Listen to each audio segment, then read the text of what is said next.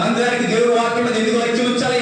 ఏదో ఈ రోజు పట్టుకుడు కొరకు సరిపోతా, లేకపోతే ఏదో నా పిల్లలతో సరిపోతా, నా పిల్లల పుట్టిన సరిపోతా, ఆశీర్వాదం సంపాదించడం సరిపోతుంది కాదు. నీ కుంటితనము, నీ కుంటితనము తీసివేయబడ్డది రావాలి. ఏంటి నీ కుంటితనము? ఏంటి దేవుళ్ళు రాకుండా, దేవుడి మందిరానికి లోపల రాకుండా నీ నావు తీసే కుంటితనం ఏంటి? ఆ కుంటివాడు ఎవరో ఆధారం ఉంటేనే కానీ నలవేసింది, ఎవరో తీసుకొచ్చి అది పడేస్తారు కానీ మరి లేవనిపిస్తుంది. అలాంటి వ్యక్తిని ఎప్పుడైతే పేదలు గారు చెయ్యి పెట్టి లేవనెత్తారు, పైకి లేచి గంతులు వేశారు. హల్లెలూయా. గంతులు వేయడమే కాదు, శుద్ధించుతూ దేవుడు మహిమపరుస్తూ పేదలు యెహోవా అంటే దేవుడి మందిరంలోకి వెళ్ళారు.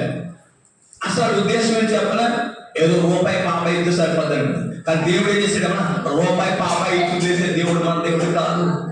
నీలో ఉన్న ప్రతి ఒక్క రోగాన్ని తీయడానికి దేవుడు వచ్చాడు. హల్లెలూయా. నీలో ఉన్న ప్రతి ఒక్క బంధకాలను తీయడానికి దేవాదేవుడి లోకానికి వచ్చాడు. ఈ రోజు ఇక్కడ కూర్చున్న మనలో ఏ కుంటితనం ఉంది?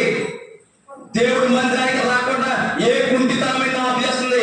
ఆ కుంటితనాన్ని తీయడానికి నజరుడైన యేసుక్రీస్తు వారు ఈ లోకానికి వచ్చారు. ఈ మాటలు మీ కొరకే దేవుడు వినిపిస్తున్నాడు. హల్లెలూయా. హల్లెలూయా.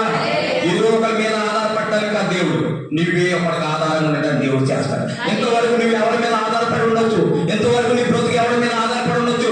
ఎవరైనా సహాయం చేయకపోతే ఎవరిని పరిస్థితి దేవుడు నమ్ముకున్న తర్వాత నువ్వు ఎవరి మీద ఆధారపడవలసిన అవసరం ఎంత మాత్రమో లేనే లేదు. ఎందుకంటే దేవుడిని లేపడమే కాదు, 10 మందికి ఆధారంగా నియమిస్తాడు. అదే 10 మందికి నేను ఆధారం నుంచి నువ్వు లేపడమే కాదు, నువ్వు అడుగుకునే పరిస్థితి తప్పించడమే కాదు, దేవుని సృష్టించడమే కాదు, ఎవరు కూడా నీకు సాయం చేయవలసిన పరిస్థితులు నీవే ఇంకొకరి సహకారం కూడా దేవుడికి వచ్చింటారు.